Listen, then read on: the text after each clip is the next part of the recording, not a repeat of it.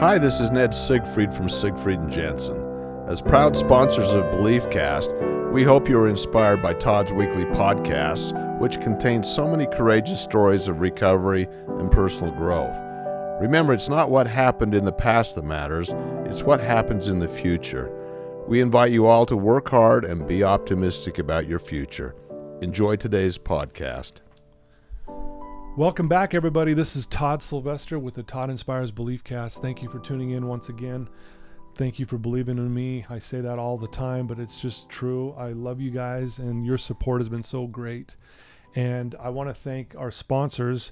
We have Siegfried and Jensen, Wasatch Recovery, Veracity Networks, and I Hill Institute. They're all amazing businesses with amazing owners, and I want to thank you guys for believing me as well to make this possible.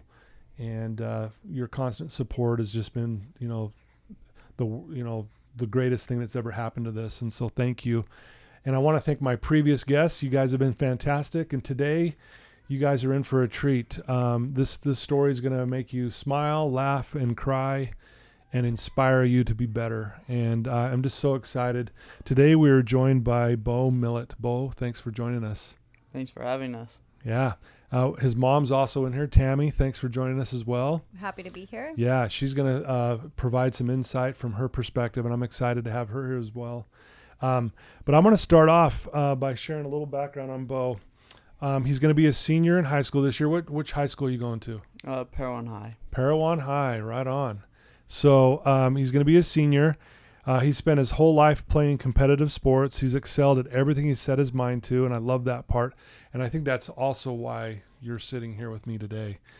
He's played football, basketball, baseball at the varsity level as a freshman, which that's impressive. Baseball is your love, though. Out of all the sports, you love baseball the most? Oh, yeah. Yeah. What position do you play in baseball? Third base and pitcher. Third base. Man, that ball's coming down there hot on third base. Yep. So, yeah, as a freshman, you had the highest batting average, most home runs, most RBIs, which is pretty cool. I mean, that is, as a freshman, that's unheard of. Pretty cool. You've always been friendly and outgoing, loved by everyone. You're a member of the Church of Jesus Christ of Latter-day Saints. You still have a really strong testimony, and you had an experience, a traumatic experience. You were in a car accident, which we're going to get to in a minute. And you guys will not believe what he's been through and how he's walked into my office today with his mom smiling and looking great. So it truly is a miracle. So why don't we start off, Beau?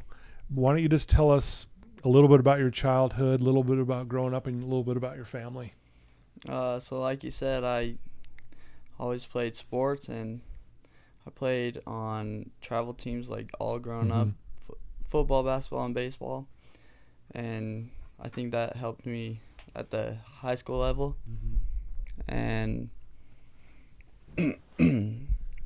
like made me the way I am. And I enjoy hunting and fishing and pretty much everything outdoors. I used to have a motorcycle. Right. But they won't let me get one anymore. Yeah, they're probably a little cautious at this point, I would imagine. Yeah. So obviously you played sports since you were little. What were some of the lessons that you've learned that have helped you to this day? Like what were some of the biggest things you learned as a kid playing sports? I think the biggest things I learned are to keep a good attitude, to not let striking out get your attitude down, because that'll affect the rest of the game. Right. And just how to work hard always. Yeah. Yeah, because it takes a lot of hard work. Obviously, you've worked really hard. I mean, to be that good as a freshman, that's, like I said, you don't hear that very often. Yeah. So do you have brothers and sisters? Yeah, I have a older sister and a younger brother. Okay. And how do you like being the middle child? It's all right. Yeah. Yeah. So tell us a little bit about your brothers and sister. Your brother and sister, how's it like hanging out with them, and what's it like being, in that family? They're pretty fun to be around. Luke, my younger brother, he's a lot like me. He's a lot more quiet though. Yeah. He's always played sports. He he's pretty dang good. Is he? Yeah. Trying to keep up with his big brother a little bit? Yeah. I think he's already passed me. Really? Yeah. Does he play baseball as well? Yeah. Okay. How about your sister? Was she involved in sports, or did she do other things like dance or? She was involved in softball, and Oh, cool. her senior year she played basketball. Okay. And her love is volleyball. She's really good at volleyball. Okay. So it runs in the family, everyone playing sports, right, Mom? Yeah, we're crazy sports family. Yeah, love it.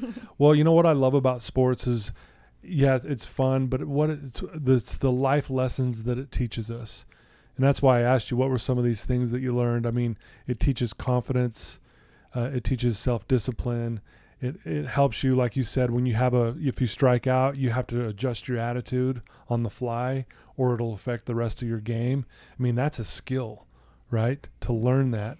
Yeah. And what better way to do that in sports? Because what do they say in baseball? You fell 7 out of 10 times, and you're a Hall of Famer or something like that. Yeah. Hit 300 and you're in the Hall of Fame, which is pretty amazing. But what were some other things? Tell us about your mom and dad. What are some things about them, and maybe some lessons you've learned from your mom and dad as you've grown up? My dad's he's pretty quiet, like my brother. Mm-hmm. My mom, she's like me. She talks a lot, and she's fun to be around. Some life lessons I've learned from each of them. I learned how to work really hard, like from my dad. Okay. And I grew up working for him. And did you? He has a masonry company. Oh, yeah. That he owns. And my mom, I learned like how to keep my faith up and like use that as like the rock that you're standing on. Gotcha. So yeah, working with your dad as a masonry, that's a lot of hard work, isn't it? Oh yeah. Yeah. And does your dad expect you to work hard? Does he always kind of push you to always, work hard at whatever you're doing? Oh yeah. Yeah. So what about, your faith? I know that's a big part of your life and it means a lot to you. Tell us a little bit about why that's so important to you. I think like during the crash, like is when I had to use my faith the most, because like I always turn to my Heavenly Father to say prayer, and like a couple days later or sometimes instantly I'd like receive blessings, and I truly believe that it's because of my faith. Right. Well, we'll get into that. Let's talk about the car accident that happened. It looks like it happened on June 4th, 2019. You were ejected and thrown between 40 to 100 feet. I can't even imagine that. You suffered a compound fracture in your right femur, broke nearly every bone in your face. You had a severe traumatic brain injury where they had to take a piece of your skull off to let it heal. You also got, looks like, an infection that first year, which did not help anything at all, obviously. And I mean, the list goes on. I mean, we could sit here and list off all these other things, surgeries and things like that. So tell us about the car accident, and then just share your story from that point and what happened. And then, Mom, I want you to chime in too, like when you feel like you fill in the gaps. Is that all right? Yeah, he doesn't remember much about the first couple months in the accident, but. So I was headed to work for my dad, and then I remembered that I forgot to open and close the laundromat. Well, open the laundromat. Okay. Which that was my second job. Oh. And so I was like, crap. And I just hustled over there. And on my way back, I was most likely texting and driving. And I wasn't wearing my seatbelt.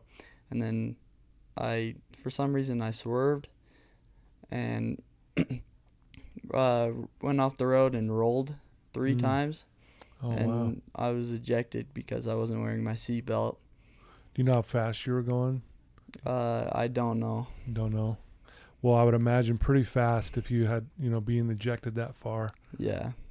So the accident happens. You don't remember the first, a couple months after that even? Yeah, even a few months before the accident, but I mean, they really don't know what happened. It didn't look like he like went off the road and then veered back, you know, Right. because when you think a teenager, it's probably texting and driving or some kind of issue like that. But so we're really not sure what happened, and he likes to make up stories about what did or didn't happen. But So why don't you, Mom, tell us? I mean, he has this accident. At this point, he's not conscious. He doesn't know what's going on. You get the news. Tell us about what that was like, and then kind of maybe share with us the next couple months of what that was like. yeah, so I was just home. Actually, my husband was home as well, and just was expecting Beau back home. So he thought, well, we better go try to figure out where Beau's at. So he head up the road, and really the accident happened about 200 yards from our house. It was not Far, right? Yeah. So he headed up the road and could see the accident, and there was already first responders on scene by the time Buddy got there. Luckily, we're on a frontage road, so luckily someone from the freeway had seen the accident and called it in. So, we felt like that was one of our first miracles in the process, is that people were there quickly because he was not in good shape. So the first responders came, and we're a small town, so a couple of the first responders actually know Beau and our family personally. The one was in our ward. The other one helped coach baseball and knew Beau very well. They didn't even recognize him. He was pretty mangled and beat up. And so when Buddy came on scene, even he kind of had to check around the truck to identify it really was Beau's vehicle. They didn't let him down to the scene, understandably, because it was pretty traumatic. But he could hear him actually gasping for breath and kind of fighting For his life, right?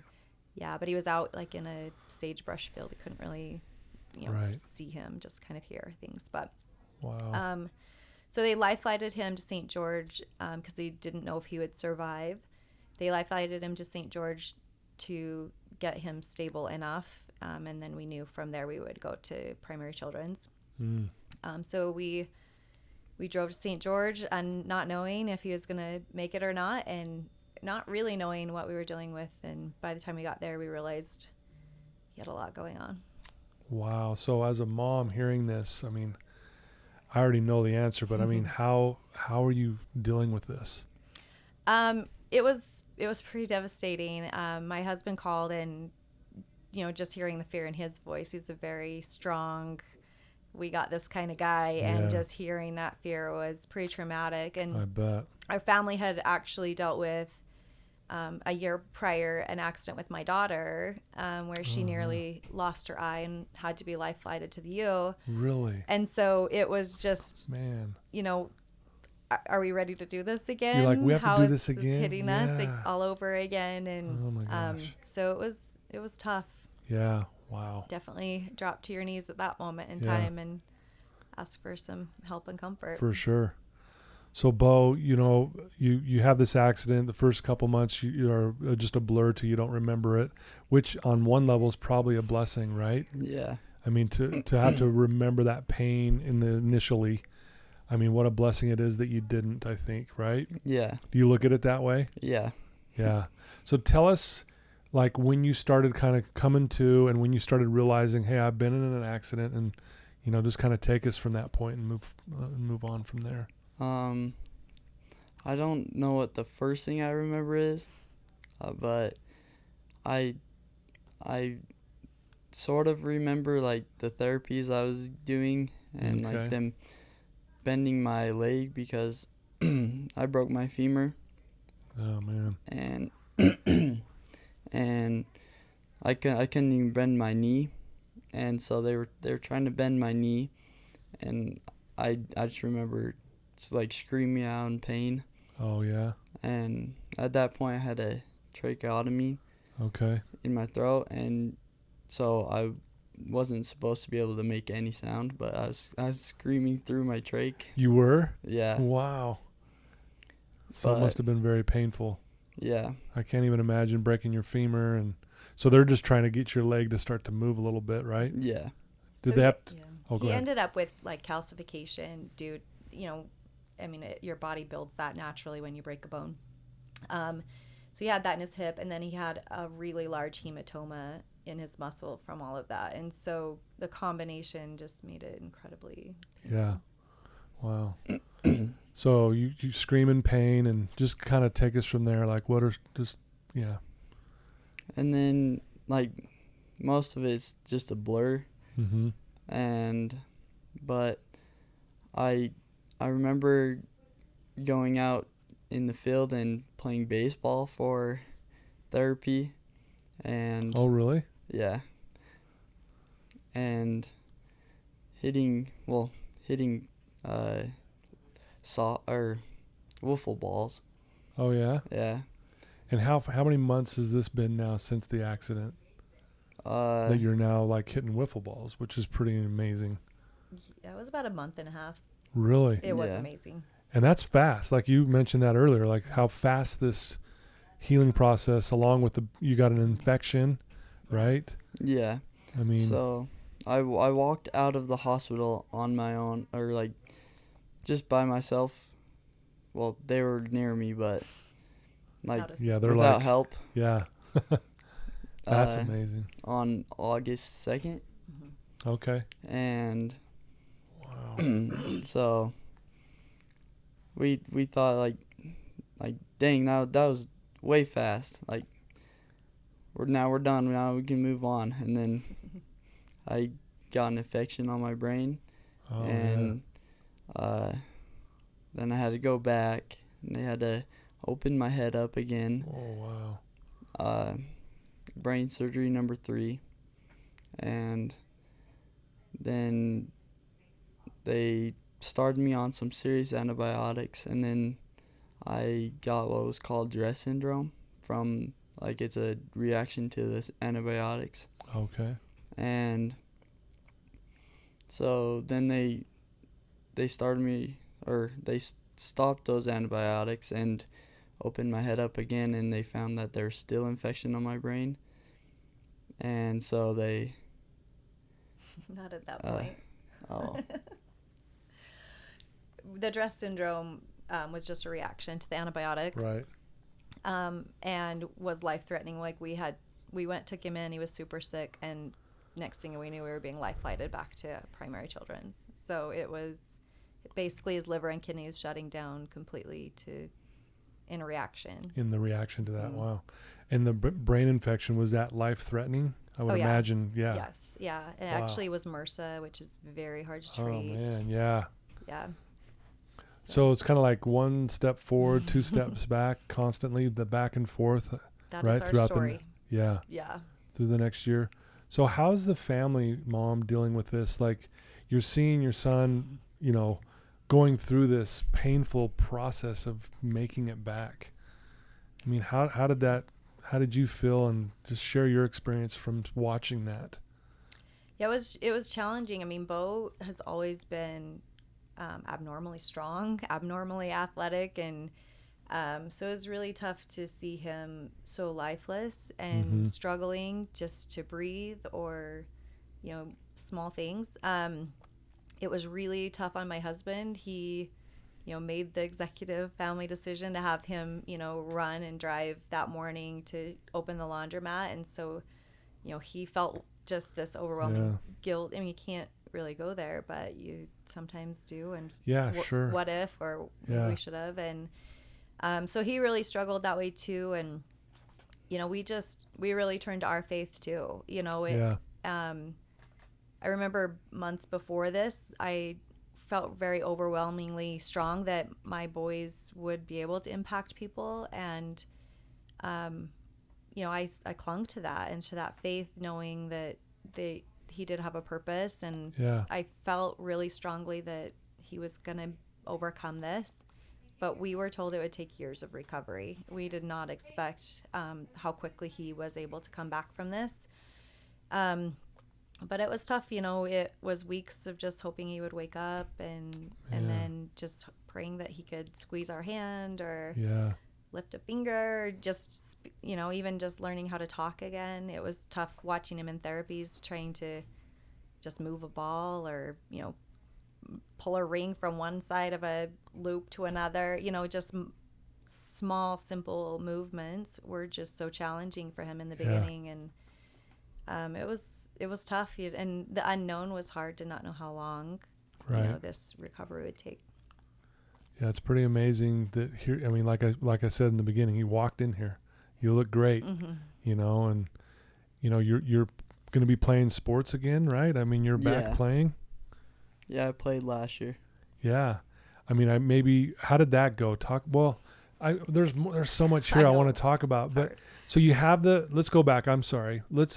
So you had the brain infection, MRSA, that you had to go back a couple times to get surgeries. How long did it take for that to finally go away?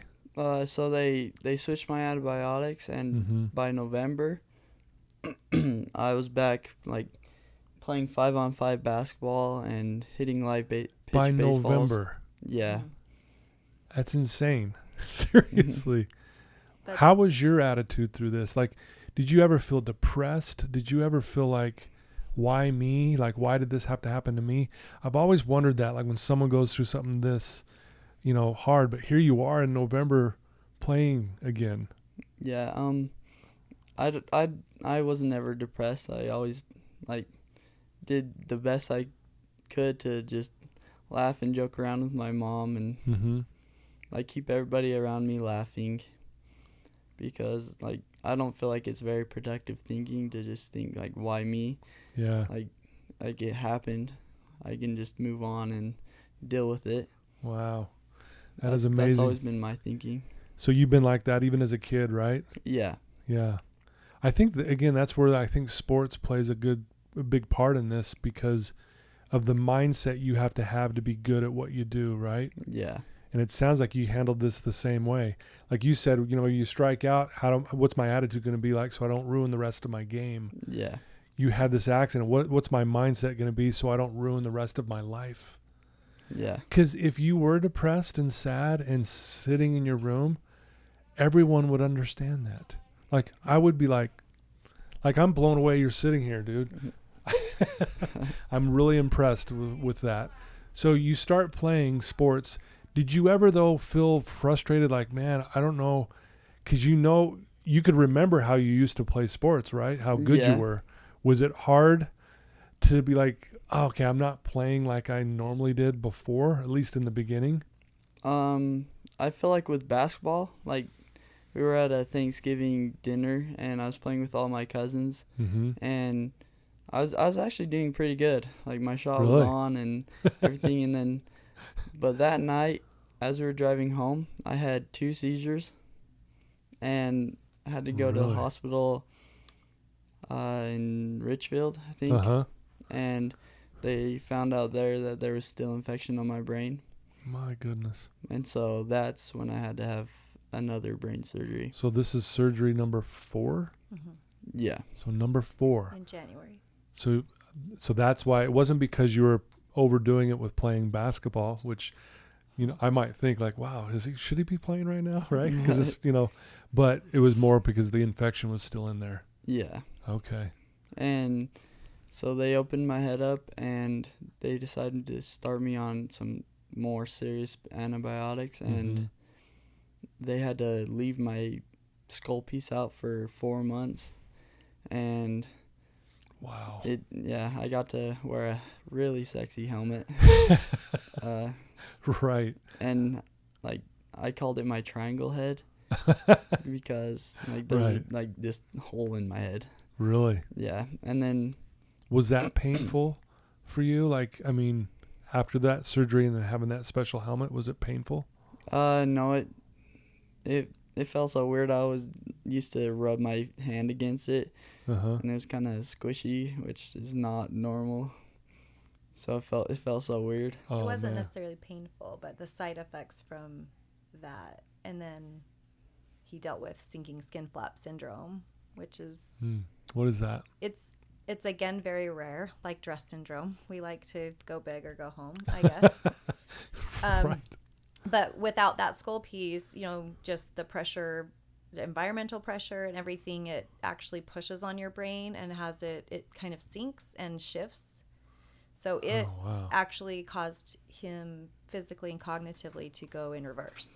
So slowly started getting worse and worse and worse, and losing physical function, cognitive function for 4 months. Really? That was the most challenging time. Really? Mm-hmm. So here you are as a mom, your son's made all this progress, and now you're noticing this now. Yep. So are you noticing it too? Like you're regressing through this process? Yeah, it really, really sucked. Like every single day, like I do therapy and I'll be able to like open and close my hand, which that was the biggest struggle, or moving my arm. And so like that day I would be able to like get it to where I could move it, and then the next day like it was right back to where it was. I couldn't move it at all. Really? Yeah. And was this caused by the infection? This was caused by the sinking skin flap. The sinking skin. Okay.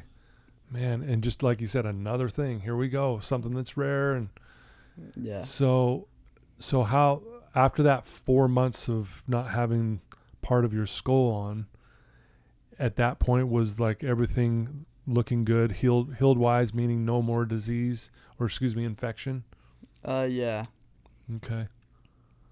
Yeah, so like in the last year, I've finally been able to just like get better and better, and like my therapies, or I don't really do therapies anymore, but everything I work on is finally just getting better and better. Like I'm back to being able to like hit a ball and feel the grounders good, and not just like get kicked back like the next day. Yeah, like it was before, where you could grab the ball, then you couldn't. Yeah. This has been different. You've been able to like, hey, I'm improving every day versus going backwards. Yeah. Right. So I know I asked you this before, but I got to ask it again. Like, so was there any time at all, like even these setbacks, where you got down on yourself or sad? I think like during those 4 months, like I came the closest to breaking down, but like even then I didn't really break down. Did you notice that, Mom? Like from your perspective, did he seem like he was handling it good, or did you notice maybe he was, I don't know. Yeah, no, he truly has just had the best attitude through the whole process.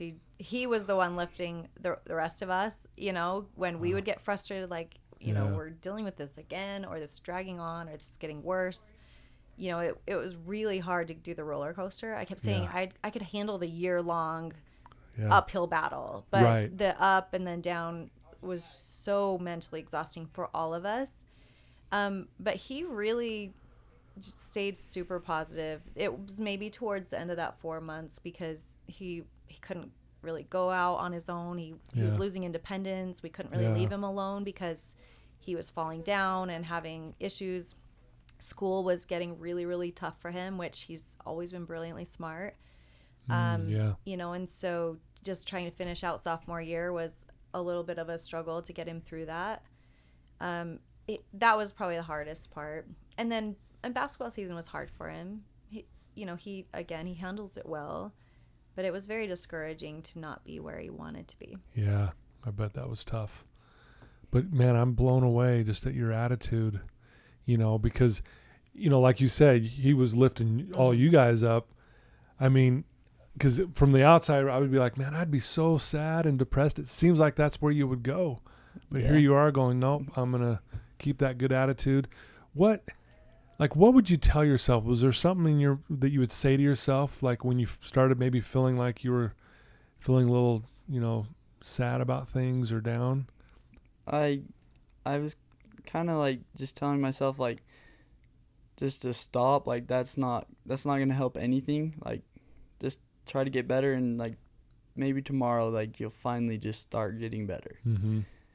And then like it wouldn't work, and then I just keep saying that to myself during those 4 months. Yeah. Or once, we knew once that the bone flap was back in, that he could make progress. It's just we have to get through this 4 months. Yeah. But when the radiologist came back and verified that it was sinking skin flaps, and I mean the terror in his voice was like, you need to have surgery tomorrow. Really? He's like, I'm going to let the doctor know, and Wow. you better. And I was like, well, the doctor's not going to do anything, because we already suspected it was that, because we saw such a decline. But we had to overcome the infection before you put a prosthetic bone flap in, or you start this all over again. You do it again, yeah. So we couldn't rush that. But in the meantime, he's just getting worse and worse. So it was a challenge.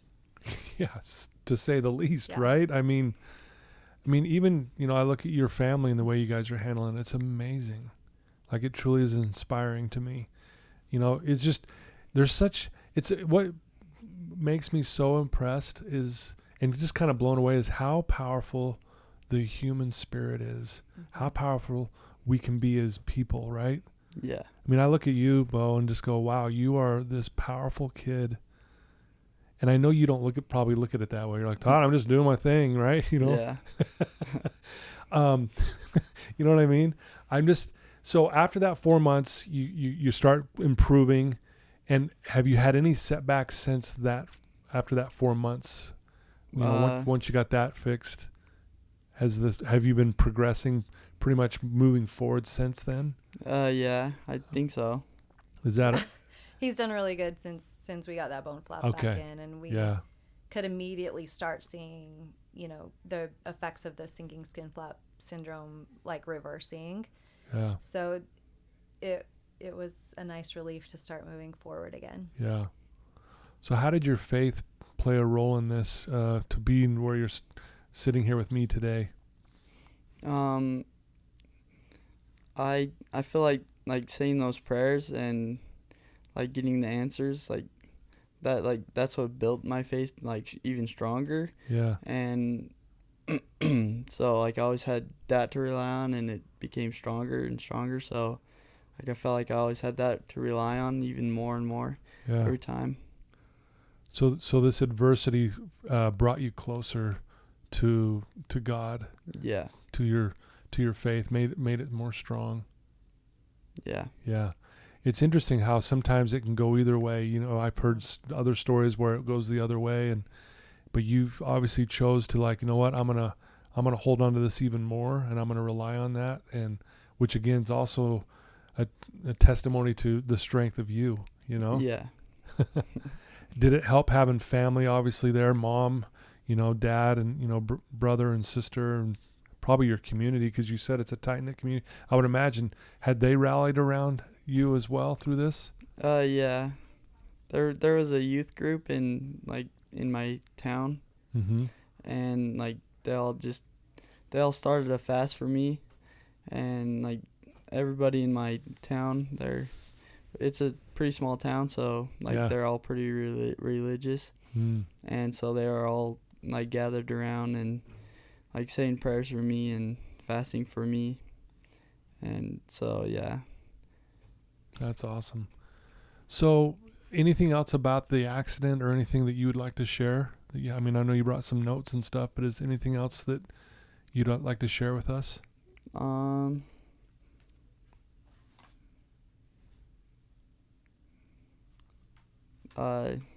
No, I don't know. I think we Not pretty about much that covered it. Yeah. There was just a lot of ups and downs. I think the biggest thing that I admire about him is just his perseverance, that to be able to get kicked down over and over again, and fight your way back and think you're there, and then get kicked back down so many times. To be able to keep fighting every time is pretty cool. He's a cool kid. It's amazing. Yeah, it really is amazing. So what does a day look like for you right now? Like, tell us what you do during the day. I wake up at 4:00 and hey, me too. And I really do. That's awesome. I get ready and go to weights with my dad, and then I go to work, and I work for a landscaping company. Really? And then I get home, and on Tuesdays and Thursdays, well, they're not really doing this anymore, but they do open gym. Okay. Just they're not doing it right now just because of football. Oh, yeah. Okay. And so I do that, and then I usually go hang out with my friends. And School starts today, so we'll have yeah. school Oh, going. Today's the first day, huh? And you're Yeah. here with me. Yeah. Man, I feel honored. Thank you. This is awesome. What are your future plans? Have you thought about, I mean, are you still striving to maybe one day play sports in college, or have you thought that far ahead, or anything that goes on with that? Yeah, I'm hoping to go on a mission and then maybe come back and try to walk on a college team to play baseball. Okay. And if I can't do that, then I'm planning on going to college anyways.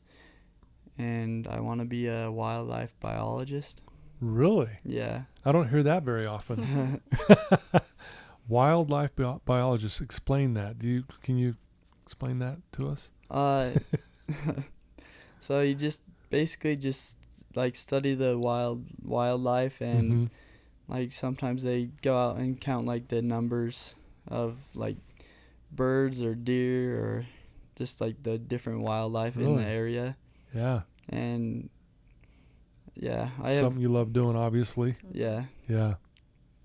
That's awesome. And you said you're also a hunter? Yeah. Yeah, still doing all that.